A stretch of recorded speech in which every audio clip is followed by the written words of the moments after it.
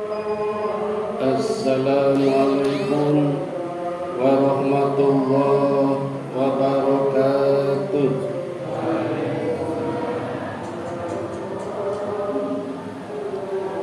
Alhamdulillah, Bapak Ibu, saudara-saudara, adik-adik sekalian, kita bisa berjumpa lagi dalam suasana menjelang buka puasa.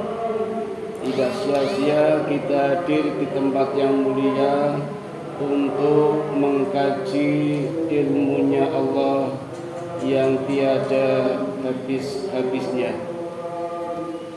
Sesuai dengan janji saya, di pertemuan sore hari ini saya akan mencoba melanjutkan materi tentang Perang Badar atau Ghazwatul Badar, perang yang benar-benar direncanakan oleh Allah, perang besar pertama, terdahsyat dan tercepat.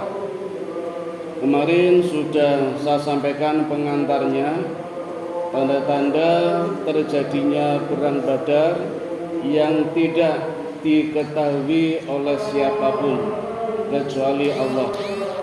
Allah sudah memberikan sinyal 3 hari sebelumnya, 3 bulan sebelumnya, bahkan 3 tahun sebelumnya. Tetapi tidak ada yang bisa membaca tanda-tanda akan terjadinya Perang Badar. Sore hari ini akan saya lanjutkan. Setelah kemarin sudah saya sampaikan pengantarnya, saya mulai dari turunnya surat Al-Anfal, surat yang ke-8 ayat yang ke-5. Ketika Rasulullah sudah berada di lembah Zufran, jadi Rasulullah dengan para sahabatnya sudah terlanjur berangkat dengan tidak niat perang, karena hanya mendapat informasi akan datang kabilah besar-besaran yang berdagang dari negeri Syam hendak pulang ke Mekah lewat tepi Madinah. Dikatakan kabilah besar-besaran karena tidak seperti biasanya. Biasanya orang yang diajak berdagang sekitar 200, ontanya hanya 50. Kali ini ontanya 3.000. Masing-masing membawa 2 kantong, yang kanan emas, yang kiri perak, dan yang lainnya intan, permata, barang-barang berharga.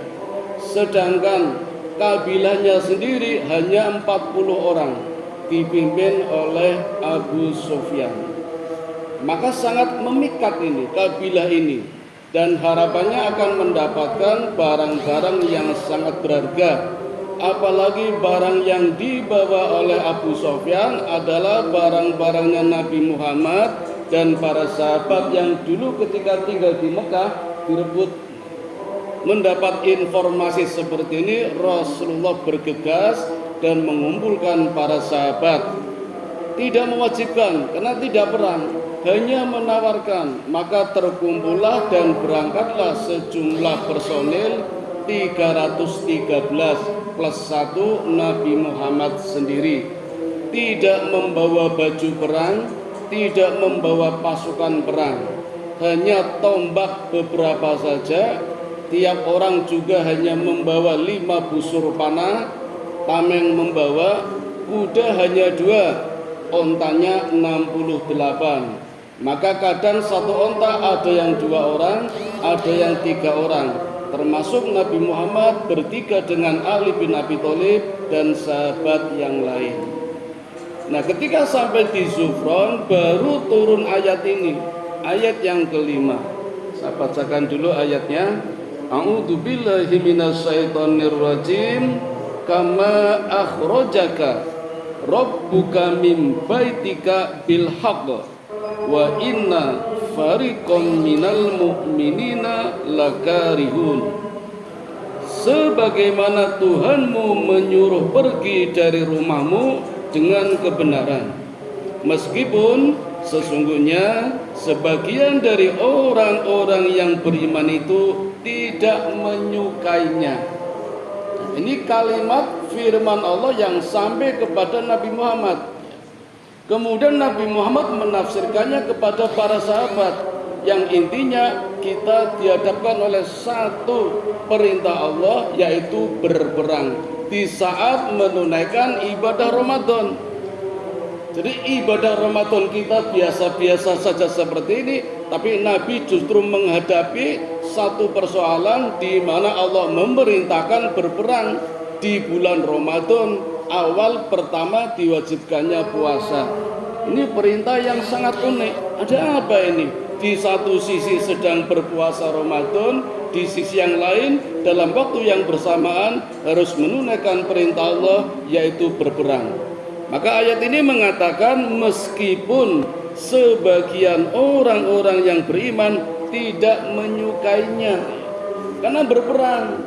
Ketika berangkat niatnya hanya menghadang kabilah Abu Sofyan yang membawa barang dagangan banyak, termasuk barang milik Rasulullah dan para sahabat ketika masih tinggal di Mekah. Diusir, barangnya diopeni oleh Abu Lahab, kemudian dijual di Syam, dititipkan Abu Sofyan yang memimpin Abu Sofyan. Nah, menanggapi perintah Allah seperti ini, Nabi mencoba menanyakan, menawarkan, sekaligus ingin tahu respon dari para sahabat bagaimana. Nabi menyampaikan ayat ini dengan bahasa Nabi kepada para sahabat, bahwa kita dihadapkan satu persoalan, harus berperang. Ada usul pendapat dari para sahabat. Kita lihat Bapak Ibu, orang yang selalu pertama tampil siapa? Abu Bakar As-Siddiq, orang yang tidak pernah terlambat.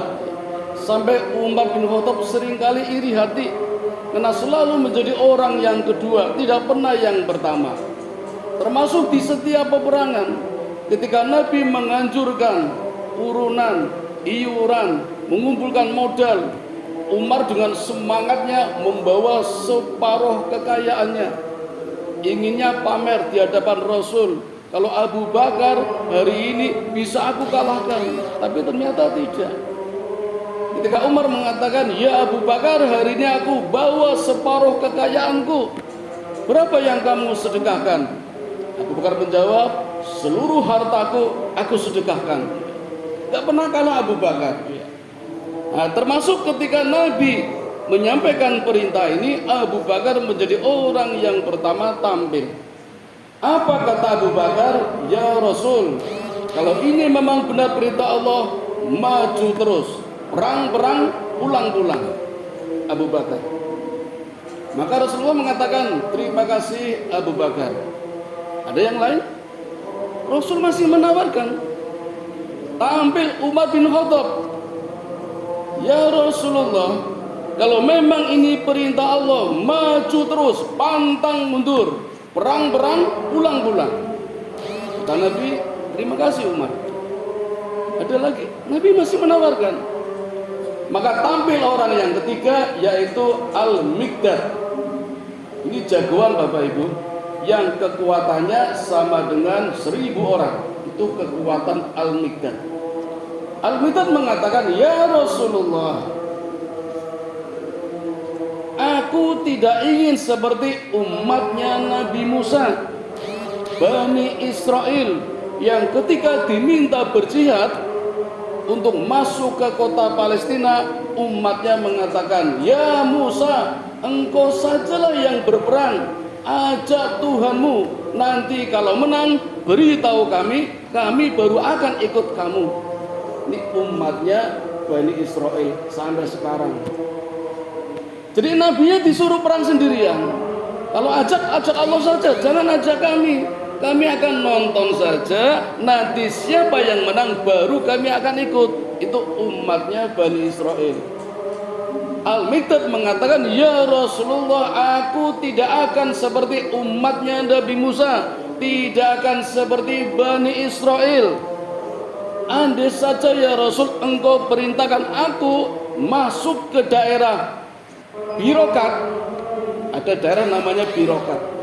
Itu kalau dari Madinah melalui 14 suku, yang tiap suku itu jumlah anggotanya 1000. Jadi kalau 14 suku berarti 1400 anggota suku. Dan itu dipastikan semuanya benci dengan Muhammad, benci dengan Islam. Kata Al-Miqdad, ya Rasulullah, andaikan aku diperintahkan masuk ke daerah Birokat, aku pastikan pasukanku tidak akan ada yang menyerah. Semuanya sepakat siap bertempur. Itu Al-Miqdad. Orang yang ketiga tampil ketika Nabi menawarkan. Kata Nabi, terima kasih Al-Miqdad. Nabi masih menawarkan lagi. Ada lagi? Ini ada apa ini? Bapak Ibu, ahli sejarah menulis ternyata ketiga orang tadi semuanya adalah orang-orang Mekah. Sangat wajar, mungkin masih punya dendam karena ketika di Mekah diusir hingga hijrah ke Madinah. Oleh karena itu Nabi masih melanjutkan pertanyaannya, apakah ada usul, ada pendapat yang lain? Ternyata Nabi menunggu usul dari golongan Ansor, dari orang Madinah. Maka ketika itu ada yang sempat tersinggung, namanya Sa'ad bin Mu'ad, orang nomor 1 di Madinah, dari suku Aus, kepala sukunya, sekaligus orang terkaya nomor 1. Ya Rasulullah, saya tersinggung. Seolah-olah engkau menyinggung aku, bahwa aku dan umatku golongan Ansor tidak berani berperang. Apa kata Nabi? Iya, sengaja aku menyinggung. Ternyata ucapan Nabi ini memotivasi orang-orang Ansor, golongan Ansor yang menolong Muhajirin agar ikut berperang. Karena mungkin kalau golongan Nabi Muhammad saja, orang-orang Muhajirin tidak seberapa. Karena ketika hijrah dulu kan tidak banyak. Tidak banyak. Yang banyak ya penolongnya orang-orang Madinah. Nah, sikap Nabi inilah yang memotivasi dua golongan, baik dari Muhajirin maupun Ansor, untuk siap-siap berperang. Dari sini Nabi bisa membaca betapa setia umatnya di setiap saat, di setiap waktu untuk menjalankan perintah Allah. Maka niatnya sudah berubah. Niatnya terbalik. Niat yang utama adalah menjalankan perintah Allah, menegakkan agama Allah, berperang di bulan Ramadan. Tapi tanpa melupakan niat yang kedua. Niatnya para sahabat ingin mengambil kembali harta kekayaannya yang dulu dirampas ketika masih di Mekah. Jadi sekarang punya dua niat.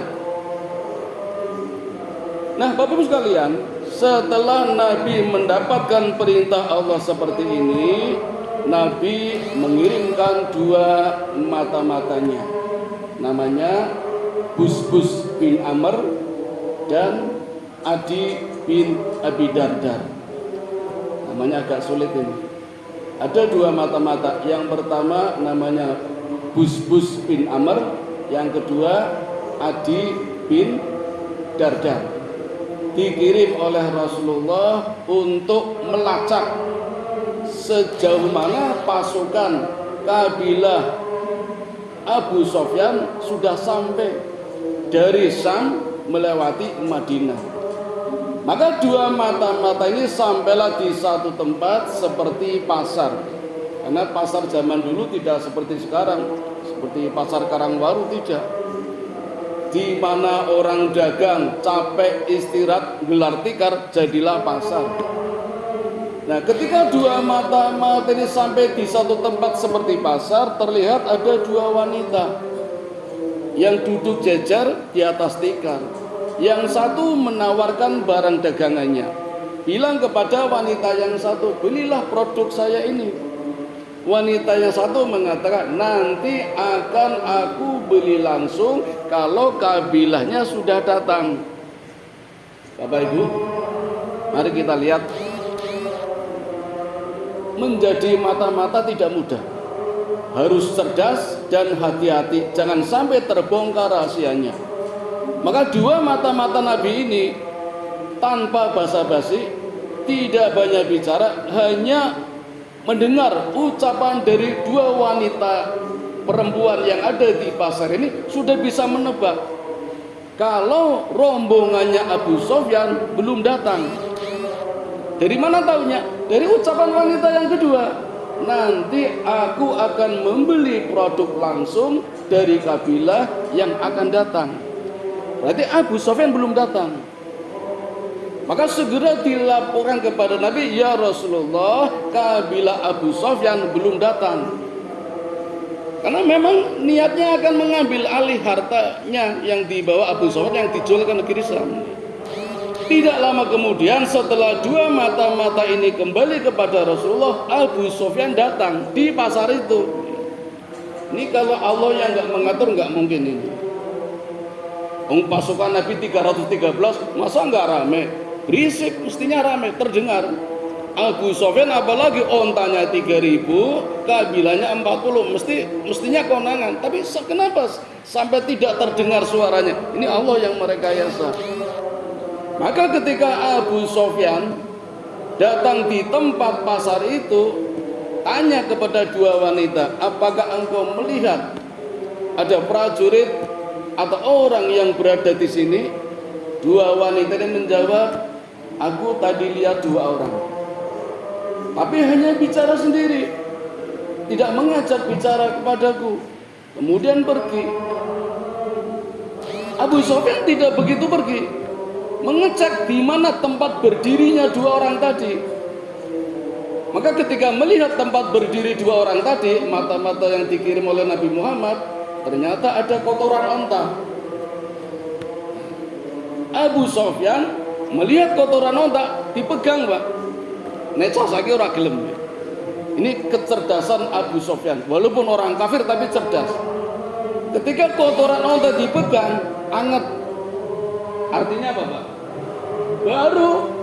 Baru saja ada orang, dan dikorek-korek ternyata kotoran ontanya ada kormanya, Pak. Maka yakin ini pasti pasukan Muhammad, orang Madinah, karena seluruh jazirah Arabia ontanya hanya dikasih makan daun-daunan, hanya Madinah saja yang memberi makan onta dengan korma. Saking kayanya, Pak. Korma turah-turah dinahke onta, maka kotorannya korma dan baunya wangi. Ini pasti pasukan Muhammad. Itu kecerdasan Abu Sofyan. Berarti Nabi Muhammad sudah dekat, cuma nggak terdengar di mana, di lembah Zufran. Sementara Abu Sofyan di pasar itu melihat tanda-tanda kalau pasukan Muhammad sudah dekat. Maka hari itu juga Abu Sofyan langsung menulis surat, ditujukan kepada tokoh-tokoh Quraisy. Ditulis, 1 Abu Jahal, 2 Umayyah bin Khalaf, 3 Abu Lahab, kirim bantuan. Kalau tidak segera datang, hilang semua harta daganganmu. Tulis di suratnya. Lalu perintahkan seorang mata-mata yang bernama Damdam bin Amr. Namanya yang tadi siapa, Pak? Yang dua tadi? Busbus bin Amr sama Adi bin Abi Dardar, mata-mata Nabi Muhammad. Yang Abu Sofyan mata-mata namanya Damdam bin Amr. Mari kita lihat Bapak Ibu, Damdam bin Amr ini orang yang ahli, mahir bikin isu, bikin hoak. Jadi kalau sekarang ada orang bikin isu, itu saya kira mungkin belajar dari zaman jahiliyah itu. Damdam membawa surat Abu Sofyan, menggunakan ontanya Abu Sofyan, lari cepat karena butuh bantuan ini. Sampai di daerah Batok, perbatasan hampir masuk ke Mekah. Jadi penjaga benteng Mekah sudah kelihatan, itu di depannya namanya Batok. Itu bajunya disobek-sobek, ontanya disembelih, darahnya untuk mandi. Setelah itu masuk ke Mekah, lari-lari sambil berteriak, Al-Gaus, Al-Gaus, gawat, genting, penyerangan, penyerangan. Al-Latima, Al-Latima, serbuan, penyerbuan, teriak-teriak. Hingga orang pada keluar. Orang pada nanya, ada apa Damdam? Damdam gak jawab, masih muter-muter. Al-Latima, Al-Gaus, Al-Latima, Al-Gaus, penyerangan, bahaya, darurat. Sampai jatuh, bangun lagi, jatuh, berdiri lagi. Padahal nggak apa-apa itu. Ya pura-pura. Biar orang itu kasihan. Ya jadi memang bikin acting. Ini kalau di sepak bola namanya dribbling. Ya ulah. Yang penting pura-pura tiba. Itu jagonya sampai Neymar. Itu sekali main bisa sampai 30 kali itu. Itu masih junior Pak, seniornya ada Rudi Voller Pak, dari Jerman. Itu pura-pura jatuh di kotak penalti, main penalti. Ini paling dulu belajar dari Damdam. Orang yo kaget semua karena berdarah-darah, padahal darah onta itu, bukan darahnya dia.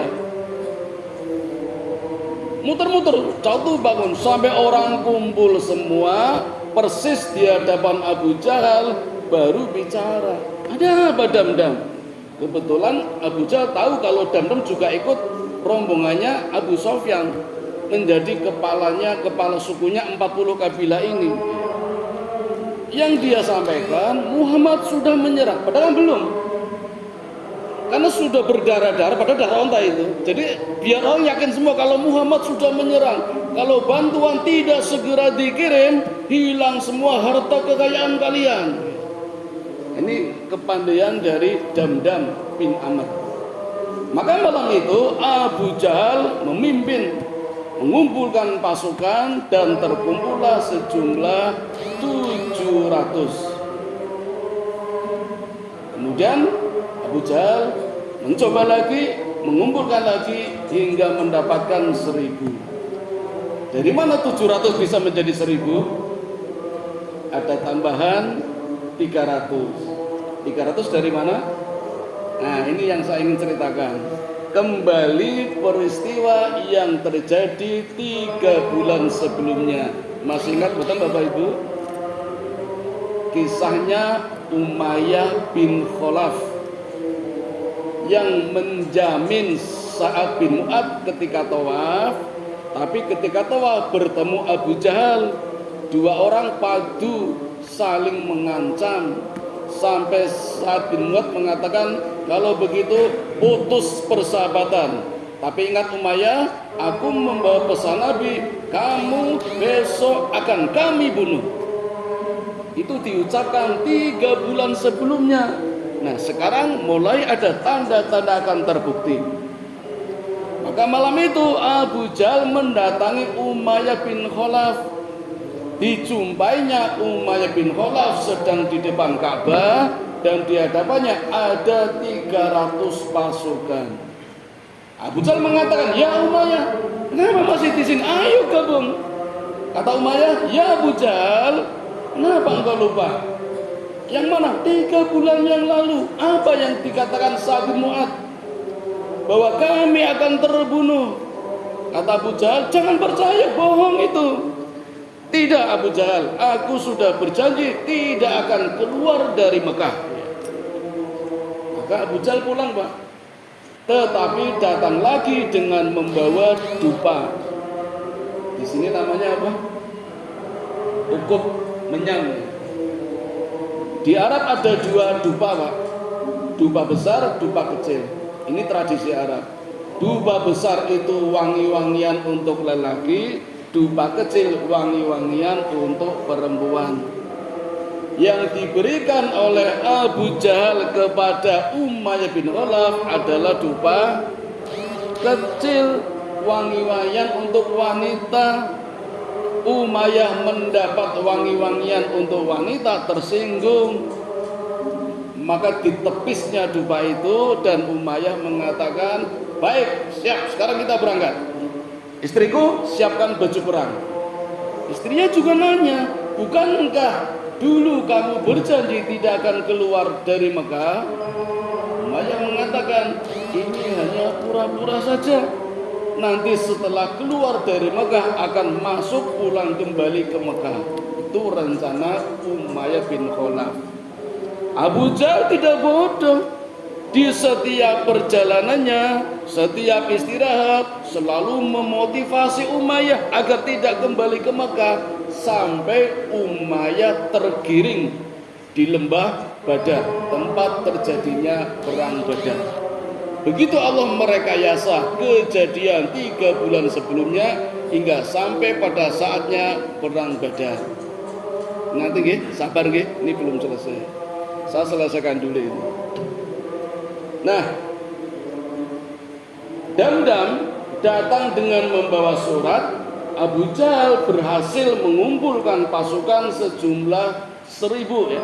Tadinya 700, dapat tambahan 300 dari pasukannya Umayyah bin Khalaf menjadi 1000 dengan niat benar-benar berperang. Niatnya benar-benar berperang. Maka berangkat dengan segala peralatan perang. Setiap personil membawa panah 150, kudanya 200, ontanya 800, lengkap dengan pakaian besi, baik orangnya maupun kuda dan ontanya. Niatnya perang. Berangkat, Pak. Pasukan Nabi Muhammad berada di lembah Zufron. Pasukan kafir Quraisy dipimpin oleh Abu Jahal mulai berangkat. Abu Sufyan yang membawa kabilah sejumlah 40 dengan onta 3000 tidak sabar menunggu balapan Tuhan datang, maka mencoba melarikan diri mencari jalan lain. Ini kecerdikan Abu Sufyan, Bapak Ibu, melalui jalan yang tidak pernah dilalui orang lain. Maka nggak ada orang yang tahu. Bagaimana mungkin? Nah, itulah Abu Sufyan dengan kecerdikannya 3000 onta melalui jalan-jalan bertebing, berbukit-bukit, menyisir Lautan Merah sampai selamat di kota Mekah. Sampai di kota Mekah selamat, Abu Sufyan juga mengirim berita lagi ditujukan kepada Abu Jahal, kalau segera pulang sajalah, kami sudah selamat. Tapi apa yang terjadi, Bapak Ibu? Kita lihat. Pasukan Abu Jahal sudah berangkat. Terus dapat kiriman surat, ada yang mengantar. Membaca surat ini pecah menjadi 3, Pak. Yang pertama dari suku Zumrah. Ini suku terbesar. Pimpinannya bernama Utbah bin Rabi'ah. Mengatakan, ya Abu Jahal, urusan kita sebenarnya sudah beres. Harta kita sudah selamat. Pulang sajalah, nggak usah berperang. Itu usulan dari Utbah bin Rabi'ah, panglima perangnya. Yang kedua, dari suku Bani Hashim. Berkata kepada Abu Jahal, ya Abu Jahal, selain harta kita sudah selamat, kita kalau perang dengan Muhammad memalukan. Itu suku kita sendiri, itu saudara kita sendiri. Kalau kita menang nanti di Mekah kita hanya diejek, beraninya cuma sama saudaranya sendiri. Nggak usahlah berperang.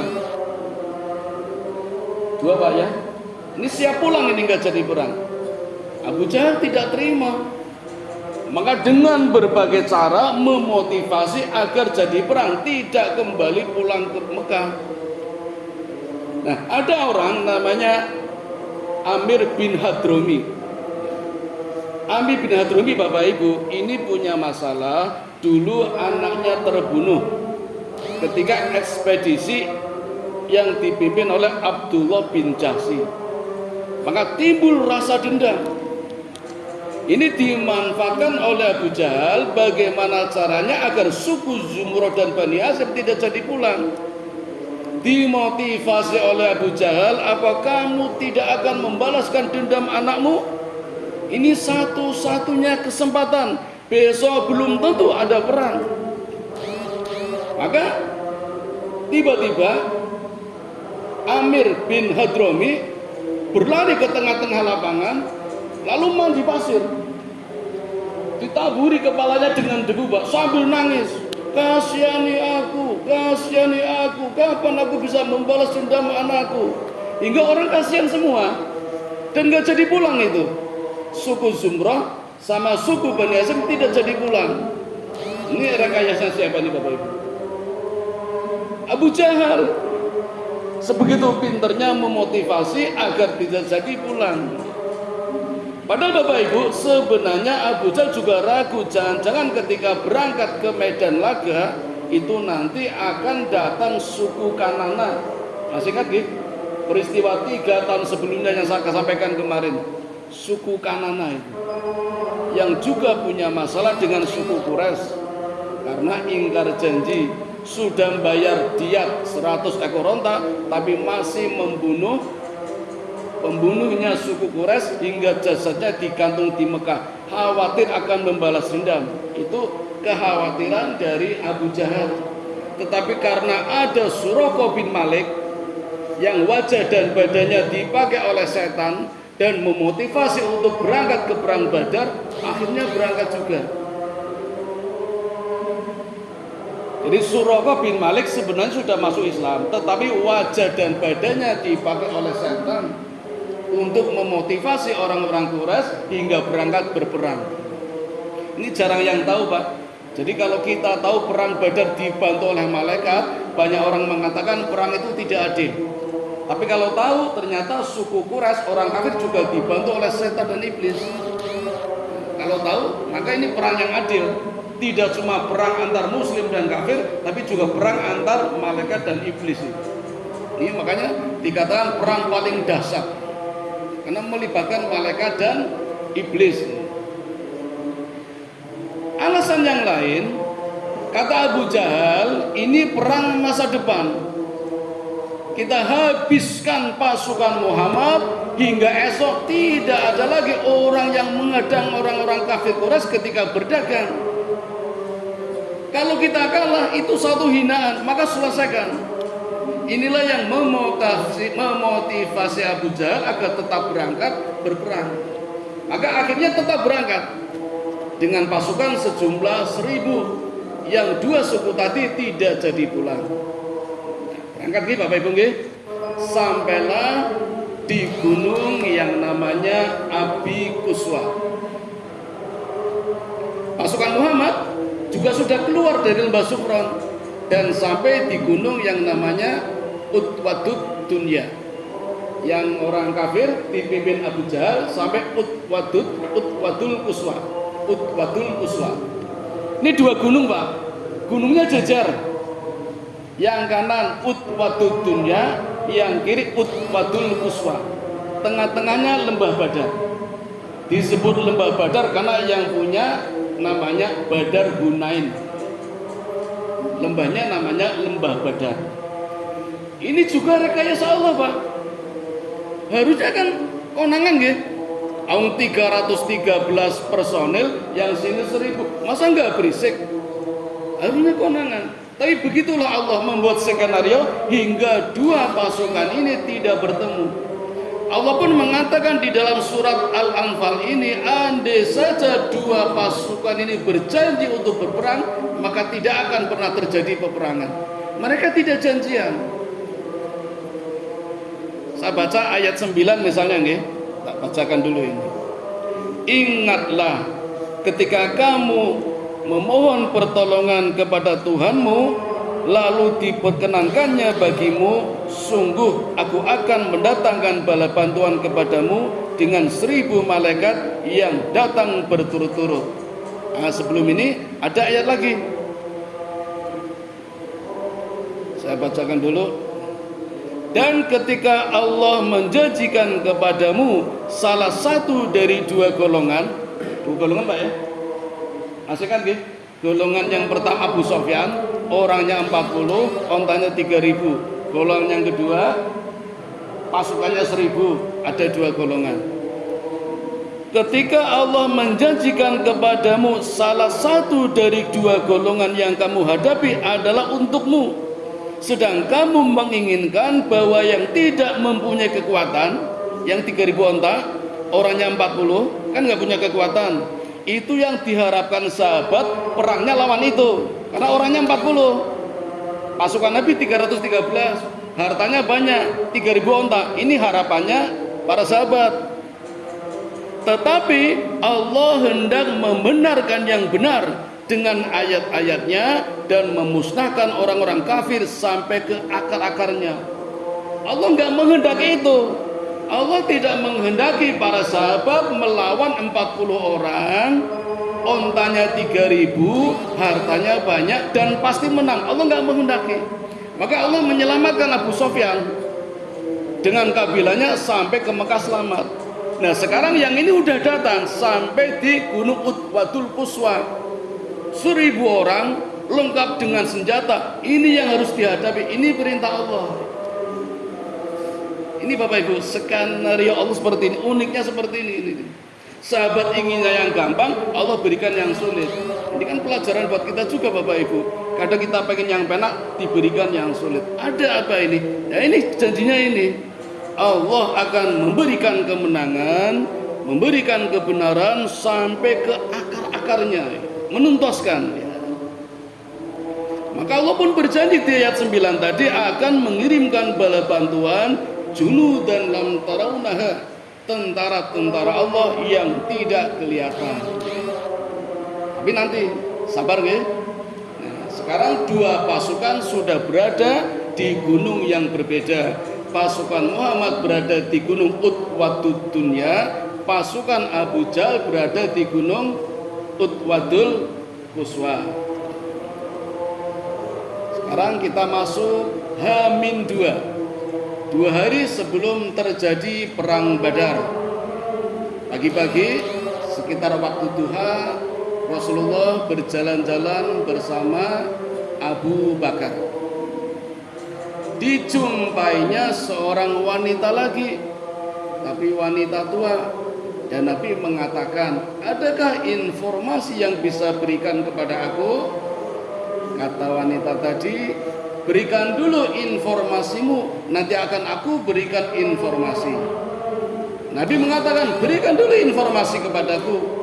Maka wanita ini cerita, kalau memang benar, mestinya sudah datang pasukan Abu Jahal di lembah yang sana. Ini juga luar biasa Bapak Ibu. Kenapa wanita ini bisa tahu kalau di lembah sana mestinya sudah datang pasukan yang dipimpin oleh Abu Jahal. Dan ternyata benar dugaan Nabi. Maka setelah Nabi mendapat informasi seperti itu, Nabi meninggalkan wanita itu. Wanita itu sempat bertanya, kamu tadi belum mengenalkan? Nabi menjawab, kami datang dari air. Itu memang jawaban yang sulit Bapak Ibu, karena memang tidak boleh memberikan rahasia sedetail-detailnya. Ini di dalam peperangan seperti itu. Sebentar lagi buka ya. Kita nggak selesai ini.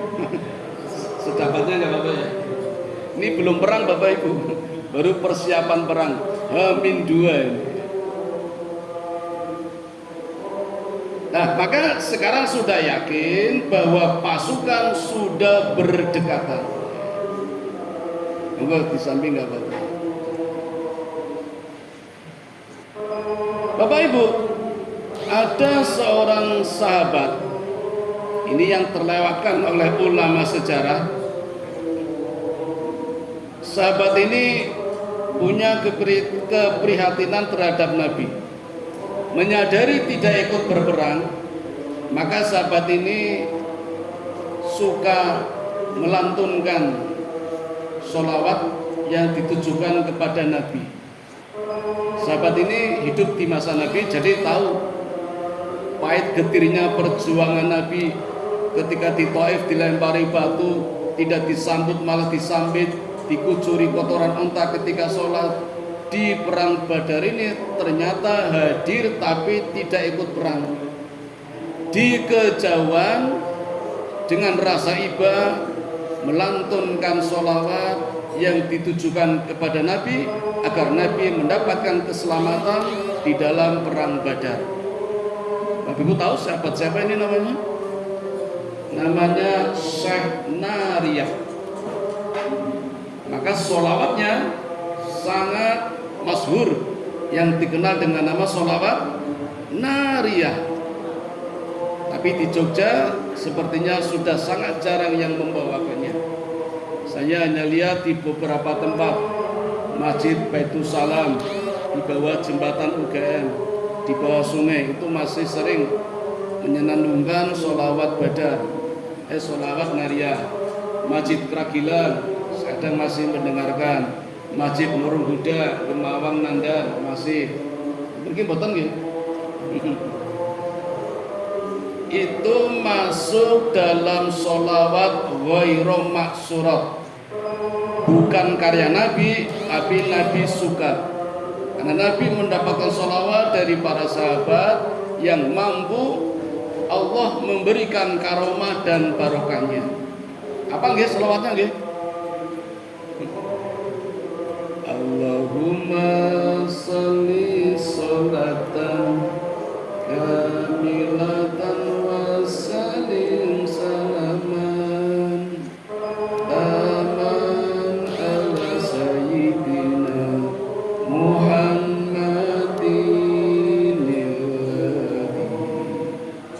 tanhalu bihil uqadu wa tanfariju bihil qurabu wa tuqda bihil hawaiju wa tunamu bihi raghaibu wa husnul khawatimi wa yustasqal ghammu biwajhil karim wa ala alihi wa sahbihi fi kulli lamhatin wa nafasin bi'adabin kulli ma'lumilah. Assalamualaikum warahmatullahi wabarakatuh.